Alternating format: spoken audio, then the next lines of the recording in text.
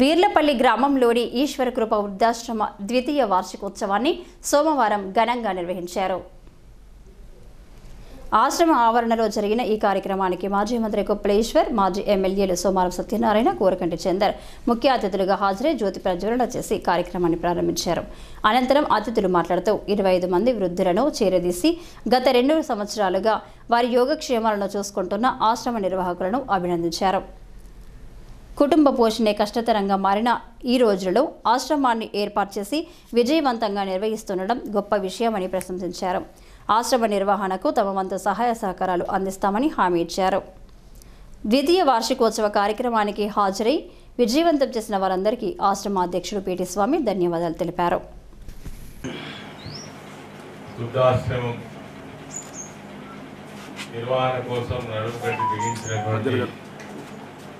స్వామి గారు అదేవిధంగా వారితో సహకరిస్తూ పూర్తి బాధ్యత తీసుకొని ఒక దైవ కార్యక్రమం లాగా, పుణ్య కార్యక్రమం లాగా తమ యొక్క సొంత సమయాన్ని, తర్వాత కొంత వాళ్ళ యొక్క ఆర్థిక సహకారాన్ని అందిస్తూ ఇక్కడికి వచ్చిన తర్వాత చూస్తే చాలా ఆనందం అనిపిస్తుంది. ఎందుకంటే ఈ గ్రామంలో ఒకప్పుడు చాలా పెద్ద మనుషులుగా ఉన్నటువంటి వాళ్ళు, వ్యాపారంలో కానీ లేదా ఉద్యోగంలో కానీ ఒక గుర్తింపు పొందినటువంటి వాళ్ళందరూ చాలా మంది ఇక్కడ మనకు కనబడతా ఉన్నారు. అంటే ఈ వాతావరణం చూసినప్పుడు ఏంటంటే ఈ ఈశ్వర కృప వృద్ధాశ్రమం ఏదైతే ఉందో ఇది నిరంతరం ఖచ్చితంగా ఎంతో మందికి ఆశ్రమం ఇచ్చేటువంటి వృద్ధాశ్రమంలో ముందుకు సాగుతుందనేటువంటి నమ్మకం చాలా కనబడతా ఉంది నాకు. అందులో మా స్వామి ఏదైతే ఉందో ఒక పట్టుదలతోటి పనిచేసేటువంటి వ్యాపకం ఉన్నటువంటి పెద్దలు, గతంలో విద్యా సంస్థలు నడిపినటువంటి అనుభవంతో అప్పుడు పిల్లల్ని ఏ విధంగానైతే సంరక్షించి చూసేటువంటి అలవాటు ఉన్నదో వృద్ధులైన తర్వాత పిల్లలతో సమానమే. వాళ్ళను కూడా వారు వృద్ధులైనప్పటికీ కూడా మరి ఆ విషయాల పట్ల అవగాహన ఉన్నటువంటి పెద్దలు కాబట్టి ఈ వృద్ధాశ్రమాన్ని అందరి సహకారాన్ని తీసుకొని ఒక మంచి ఆశ్రమాన్ని నిర్వహించడం చాలా సంతోషం. ఈ సందర్భంగా వారికి, నిర్వాహకులందరికీ ప్రత్యేకమైనటువంటి అభినందనలు తెలియజేస్తూ, ఇంతకుముందే తమ్ముడు చంద్ర చెప్పినట్టు మేము ఎప్పటికీ మీ వెనువంటే మేము ఉంటాం. 50 ఏళ్ళ పైన వచ్చింది, 60 ఏళ్ళ పైన నేను వచ్చింది. ఎఫ్సీలో ఉద్యోగం వచ్చినాను. వస్తేనే యూనియన్ లెటర్ దేశమంతా తిరుగుతూనే పోయినాను. ఆఫీసర్ సూపర్వైజర్కి ఆల్ ఇండియా ప్రెసిడెంట్ అయినా, ఆఫీసర్స్కి ఆల్ ఇండియా వైస్ ప్రెసిడెంట్ అయినా, ఇట్లా ఒక 25 సంవత్సరాలు తిరుగుతుంటే నాకు ఒక ఐడియా వచ్చింది. అప్పుడు పీటీ స్వామి కూడా చెప్పినాడు, మర్చిపోయారు. ఒక 100 ఎకరాలు ల్యాండ్ కొని అక్కడ ఒక వృద్ధాశ్రమం, డిస్ట్రిబ్యూటెడ్ ఉమెన్కు, అట్లాగే ఆర్ఫన్ చిల్డ్రన్కు మోస్ట్లీ ట్రైనింగ్ సెంటర్స్ పెట్టాలి. వృద్ధులై వచ్చిన వాళ్ళకు చాలా ఇంటర్నల్గా చాలా నాలెడ్జ్ ఉన్న వాళ్ళు ఉంటారు. అందరూ ఏ నాలెడ్జ్ రాని వాళ్ళు ఉండరు.